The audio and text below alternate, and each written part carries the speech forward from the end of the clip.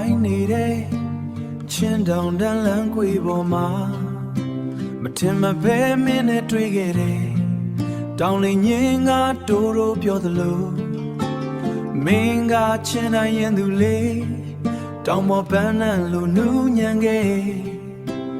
ငါကမြေပြန်သားလေးခရီးတစ်ခုနဲ့ဒီတောင်ကိုရောက်လာသူနေရတွေ့တိတ်တိတ်လေးစီစဉ်သွားစကားလေးတွေနှလုံးသားတဲ့နေရာယူမကြခင်မှာငါတို့နှစ်ယောက်ချစ်သူဆိုတဲ့နာမည်နဲ့နီးလာခဲ့ချင်းတောင်တန်းပေါ်ကညာနေခင်မှာမင်းလက်ကိုကိုင်ပြီးကြိပေးခဲ့တနေ့တော့ငါပြန်လာမယ်ဒီတောင်လမ်းလေးတိုင်းပြန်လာမယ်လေညင်းကသေးထားလို့တိတ်တိတ်နားထောင်တိမ်တွေကလည်းအဝေးထိလိုက်ဖို့ငါစကားတွေထွက်ခွဲချင်ရစ်ပြီးနှလုံးသားတစ်ဝက်မင်းစီမှာထားခဲ့အချိန်တန်တော့အိမ်ပြန်ဖို့နေရောက်လာနောက်လေတိုင်းမင်းမျက်လုံးကိုမြင်ရ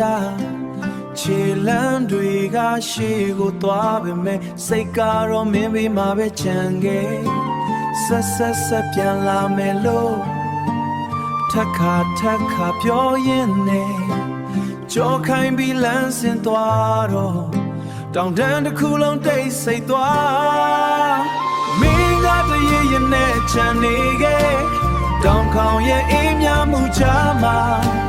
ပါပြင်ပေါ်မျက်ရည်ရွှဲရင်ငါသွားရလမ်းကိုငေးနေခဲ့နောက်ဆုံးနေအောင်တစ်ဖြည်းဖြည်းလေးလျှော့တော့အဝေးဆုံးမှာငါရိတ်လေးပြောင်းသွားမင်းနှလုံးသားထဲမှာတော့ငါနာမြဲကမပြောင်းသေးဘူး